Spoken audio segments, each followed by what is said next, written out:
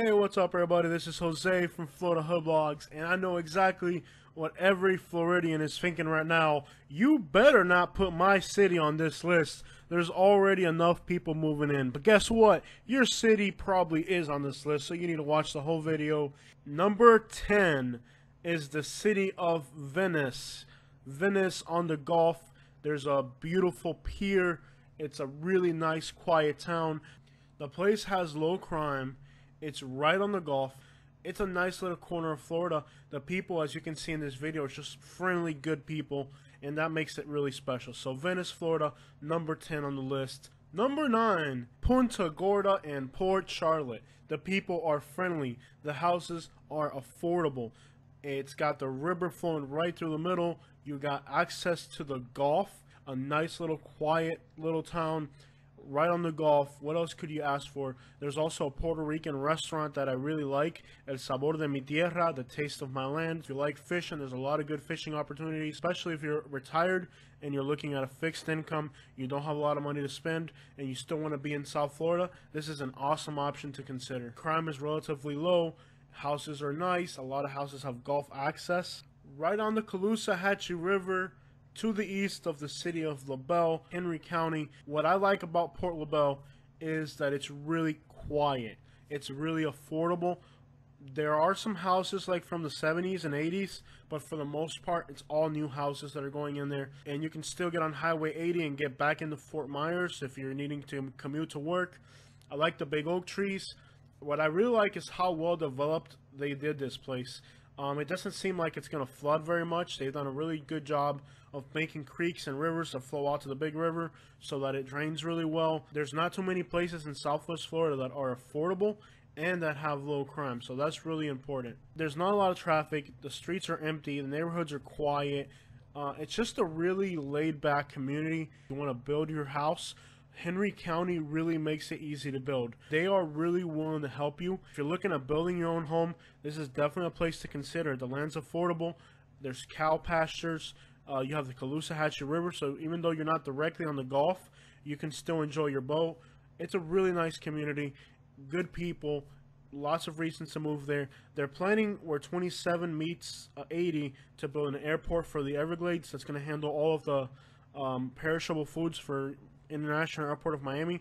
If that gets built, you're going to see a lot of people wanting to move in this area, so there could be a good potential for the real estate to really go up and for there to be a really high demand in housing. Going on to number 7, the real estate is expensive in this area, so that's why this town, even though it's really nice, it doesn't get a really high position on our list because not everybody can afford it. But if you can afford the Sarasota area, it's a really nice area, and it's a really large area. Siesta Key is one of the most beautiful beaches in Florida, and the urban sprawl has really spread inland all the way past 75. There's a lot of good employment. There's a lot of opportunity. So if you're a young person looking for a future, it's definitely a good place to be. Look into it if you can afford it. Sarasota, Bradenton, well-deserved spot on this list. Just a little bit further inland is Wauchula, Florida, little town which is outside of Sarasota.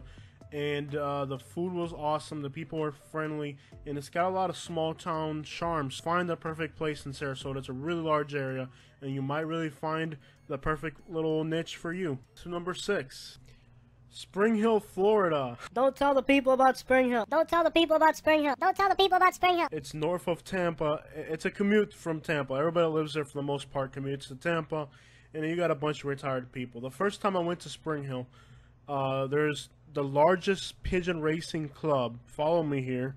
The largest pigeon racing club in the United States is in Spring Hill, and I used to work for them, and I ended up going there, and that's how I found out about Spring Hill. Built way too much, and they got hit hard with the recession. There was way more houses than there were people. However, today those houses, they all sold, and they're all repaired, and they've actually started building more houses. It's not a secret anymore. I mean, people know about Spring Hill, and they're going to keep moving there. Grown so much, the properties went up in value. Get on these little country roads that lead out into these beautiful, undisturbed rural areas and really get to appreciate nature. And then you got all the springs. Now, I will warn you, this is sinkhole nation out here. And, you know, a big hole will open up in the ground and it'll swallow everybody. Great way of getting rid of people from up north. Now, we should start our own sinkhole so we can get rid of That's not legal. I can't suggest that. Anyways, moving on to number 5. Moving on to number 5, Inverness, Florida. And by the way, if you're watching this, you need to subscribe to Florida Hood Blogs. It used to be called Florida Hood and Food Blogs, but nobody cared about the food, so now it's just Florida Hood Blogs. Citrus County in general is a really nice area. What's weird is that there's like 5 or 6 little towns in the county, and none of the little towns are actually big enough to be recognized. So even though it's a pretty good sized area, you've probably never heard of it. So what I like about Inverness is it's so country. It really feels like you're somewhere else other than Florida. It's really like winding roads through the woods. Then you get into town, they got this big courthouse, and they have this thing called Cattle Dog, which is like a coffee shop that is absolutely the best coffee I have ever had.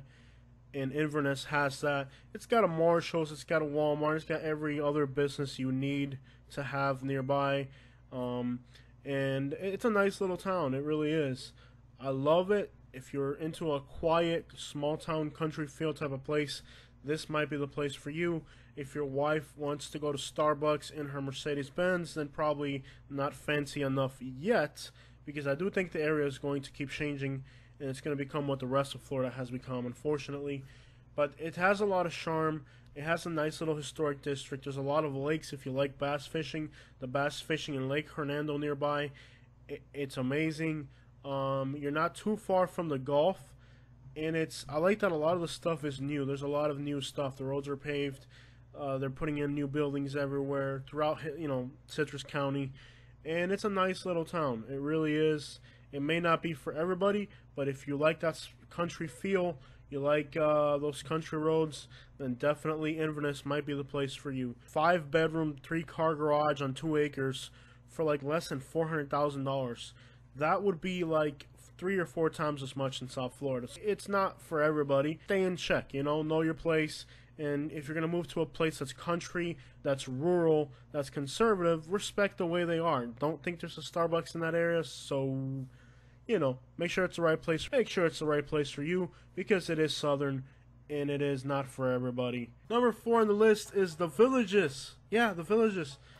This is like, if you've never heard about the Villages, this is like a utopia for old people. Now, let's not beat up on it too much. The Villages is a great place to work, and it's a great place to live.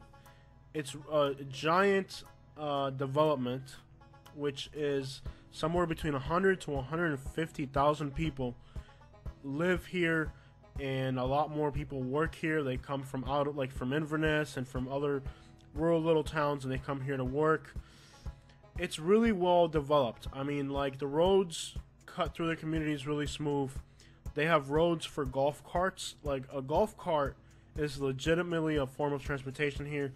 And there are roads, as you can see, on the sides of the roads for golf carts. And it's really well designed. Like, there's a lot of roundabouts, so there's not a lot of traffic. And there's these huge shopping malls, these huge buildings. So, even though it's a very large development, it's a very well designed, laid out development. A lot of people hate the Villages because this used to be nothing but rural Florida, and all of a sudden it turned into a giant city. So I can definitely understand why some local people don't like this place. But if you're looking to retire, it's not extraordinarily affordable, but it is more affordable than South Florida. And there's a lot of palm trees. It really feels like South Florida. Huge communities. You can drive your golf cart just about anywhere. I mean, for the younger people, it may not be as attractive, but if you're older and you really want that old Florida retirement feeling type of place, this is definitely it. There's a lot of shopping. There's a lot of stuff to do. It's close to Orlando, and that's a huge plus for a lot of people. And it has everything you need as far as shopping. And there's a lot of themed streets and themed businesses, and it's a neat place. As you can see, golf carts everywhere, and that's really what it's about. It's not for the younger people. It's for the more retired people who are into golf and stuff like that. So it's not for everybody, but if that's what you're into, it is a great place. It's meant to be affordable retirement. The real estate's kind of been creeping up, and it's kind of questionable how affordable it is. It's a whole lot more affordable than Naples and Sarasota, I'll tell you that. So, moving on to number 3. And before we move on to number 3, I just want to say you know, there is a lot of contempt for northerners coming into Florida from Florida residents, and in the villages you're kind of in a shell protected from that because it's a place that's meant for you, and that's where we would rather keep you. That didn't sound very nice, but I said it. And everything's new. Everything was built there recently, so it's all new, and that's always good for real estate, I think. If you're investing, it's good to invest in a place where everything's new because that's what people want, and that's where we want you. Keep that in mind too. Alright, so we finally get to the top 3. Number 3 is Cape Coral. Alright, Cape Coral is similar to Spring Hill in that it's already filled in. There's still empty lots here and there, but for the most part, Cape Coral is filled in. And there's a lot of these developments that are still empty. Cape Coral is one of those developments that is already filled in. All these amazing, there's New York, there's Cuban, there's all these restaurants, there's pizza places, there's Mexican food. The restaurants in Cape Coral are off the chain. There's bars. I mean, the city has a lot to offer. You're not there's no beaches in Cape Coral, but you do have golf access, and you can get out to Sanibel, or you can get to Pine Island, which doesn't have beaches either, but it's a nice little tropical place to buy mango trees for your yard. I mean, Cape Coral really has a lot to offer. It's a real Florida tropical place. New houses, canals, boats. I mean, it's a really awesome place. It's affordable still. That's what's incredible about Cape Coral, is that it hasn't got ridiculously expensive. There are sections of the city where the houses get into like $700,000, especially towards the more desirable parts of the city.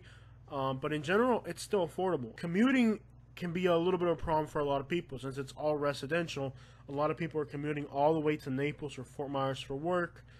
Those who commute to Naples, they have a almost 2-hour commute during season time.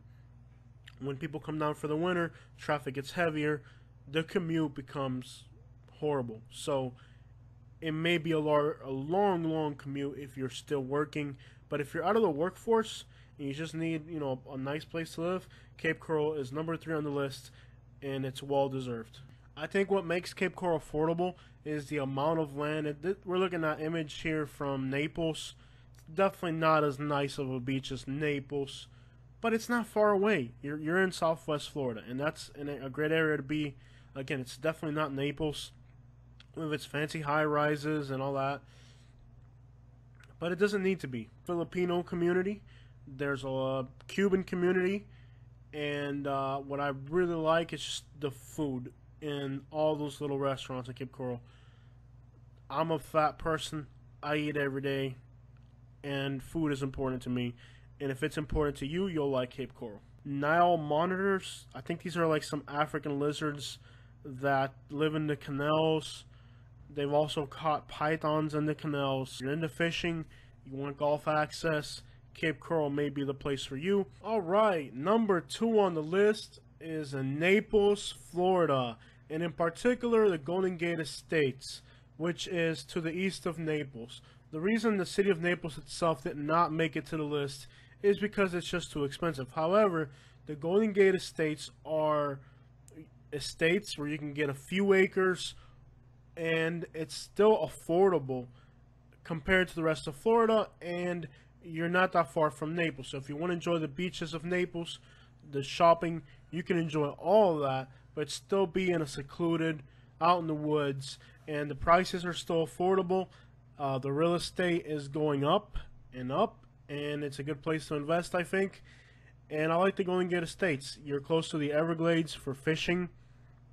If you like wildlife, if you like nature, there's the Big Cypress, Everglades National Park. The Golden Gate Estates are a great area. People are seeing black bears and panthers out there constantly. It's a really diverse community. There's a lot of Cubans, Colombians, a lot of Haitians, a lot of Florida natives, and a lot of people from up north. So it's a nice mix of everybody out there. All dead-end streets. Give you a lot of privacy. You don't have to worry about traffic coming in and out because it's a dead-end street. It's really wooded. Most houses have a lot of privacy. There's a lot of nature and wildlife, and you can drive into Naples for work. If you have a business, you're usually okay parking equipment and trucks and trailers and pretty much doing whatever you want on your property. Now, the county does get on you if you got bad neighbors and all that. But in general, there's enough privacy to where you can do a lot of stuff on your property. There's canals on every street. At the end of the dead end, there's a canal. And there's peacock bass, which is really popular for fishing in Florida. There's largemouth bass. There's snook and tarpon in those canals. I was just hanging out with my buddy out there in the estates, and we were hooking into snook and tarpon right in his backyard, literally. So it's a great place for nature. It's quiet. The real estate's affordable for being Naples, right? There's a long way to go. I don't think people realize that it's going to take 15 to 20 years before the Golden Gate Estates actually reaches like the estates in West Palm Beach, where like 90% of it is filled in. There's a long way to go before the Golden Gate Estates gets filled in like other estates. And even when it gets filled in, it's still rural, because you have a house in the middle of 2 acres or a house in the middle of 5 acres. It's going to look like Homestead. It's going to look like the estates in West Palm Beach, like Royal Palm or something like that. It's still going to be and feel rural, and that's never going to change, even if they build in every single lot. And that's still going to take 10 to 15 years, I think, at least. So it's a lot of potential for growth. It's a desirable area, and they are building houses out there for regular class people. My friend just had a house built for under $200,000 through the Habitat for Humanity program. There's a lot of requirements. You can look it up, but they'll build you a house. You gotta do some community service and stuff like that, but they'll build you a house out there if you're low income for like less than $200,000 on I think it's like an acre or two. You can't beat that. I mean, that's amazing. So it's still, you can still get in if you're looking for affordability. You can get a house for like $250 last time I checked. I don't know if it's changed any. That's not bad for being in Naples. The amount of empty lots that are out there, just look at it on Google Maps and compare it to like Homestead and how much time it's going to take before it actually reaches that level. There is a lot of space for a lot more people, and that's a nice area. I personally love the Everglades.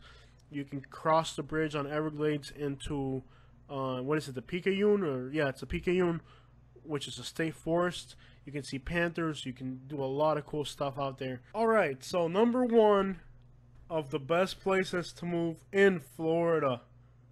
It's not even in Florida. So let me explain myself, alright, before you get mad at me. St. Mary's and Kingsland, Georgia, the city limits butt right up against the Florida border. I mean, it's practically Florida. It's not Florida, but it's right next to Florida. It's for commuters into Florida. So let me explain myself. It's right across from Florida. Like, you cross a bridge and you're in Florida. It's not in Florida, but it is near Florida. So I really wanted to make this video as accurate as possible, and it's not in Florida, but it's close to Florida. You just gotta cross a river. What's a big deal? And there's benefits, because if you're working in Florida, let's say in Jacksonville, which is the largest population city in Florida, you can commute within like 40 minutes from St. Mary's, Georgia, and from Kingsland, Georgia, and you're right there. So basically, it's just about almost Florida, right? Kinda. Anyways, let me break this down to you guys. Georgia has a few things that are different than Florida. They have taxes, so if you're a high income earner, this may not benefit you very much. Their schools are better, and it's so much more affordable. Anything on the Florida side is so expensive. From Jacksonville all the way down to the Keys, the whole east coast of Florida, there's only like a few spots that are affordable, like Sebastian or something like that. There's not too much anything that's affordable along the east coast. And then you cross into Georgia and it's affordable. And the people are friendly, and it's a really nice, I like the nature of the trees. Once you cross into Georgia, it's like, feels like a huge forest. There's big pine trees everywhere. It's a beautiful area. Jacksonville is a big city, but people don't like to live in Jacksonville because the crime is high. As soon as you cross into Georgia, you have less crime, you have better schools, and a lot of new construction. It's a nice little area. It's not like it's developed yet. Now, you do want to watch out for scams. There's a land scam going on where you buy an empty lot in a private community. Watch out for those. you're gonna buy a house you're gonna live in. You're not gonna buy something to empty lot or something like that, because there's a lot of fishy stuff going on there. But Georgia is nice. It's quiet. It's a definitely slower pace of life. If you like fishing, the fishing's amazing, and you have a beach there. It's a really beautiful area. It's less developed than Florida. You can get out into the beach. I think you can even ride horses on some of those beaches. If you're a local, please correct me. But the beaches are amazing out there. You can get a little ranch on some land out there for a price that you'll never get in Florida. And you drive 45 minutes and you're in Jacksonville. So the commute, it's almost about the same as a city commute in Jacksonville, except for it's on the highway, so it's a lot less stressful. Jacksonville's a huge city, so you may want to be, out in the country, but boom, next thing you know, you're in Jacksonville. I remember when I first went down that area, there's Kingsland, there's St. Mary's, and there's Woodbine, and it's a really nice, quiet country area. It's a real different feel than anything else in Florida, and somebody might like that. What's different about Georgia is I think you can open carry. You'll see a lot of people open carry in Georgia. There's a lot less crime, and it's more rural. There's these awesome barbecue places. If you like barbecue, wow, you're near Baldwin, Florida, and they have this place called Everybody's Barbecue. I hope they're still open. It's been a few years, but they're amazing. And in Woodbine, Georgia, there's another barbecue place. I can't explain it, but the feeling, it feels so country and so southern. It's hard to put it into words. But if you like the country life, if you really like the barbecue and just to sit outside on a bonfire one night, it's so much colder than anything else in Florida. So if you like the cold weather, you like to sit outside and burn some wood and sit out by a fire, this might be your place. If you like fishing for redfish, this might be your place. And you get on a boat and you're in the Atlantic Ocean. I mean, it's got a lot to offer, and you can commute to Florida, so that's why it's number one on the list. Now, in Orlando, a lot of people have been asking me about other places. Always mention other places. This video is so long. I'm so sorry to upload something this long. I like the town of Leesburg. Their crime is really high, but it's all in one area. But I would not like to mention that Estero's a nice area. Bonita Springs is a nice area. Leesburg near Orlando is a nice area. The Florida Panhandle on the west coast where the Florida turns, there's Dixie County. That's a nice area. Cedar Key is a nice little island. So there's a little bit of everything for everybody. Thank you so much for your time.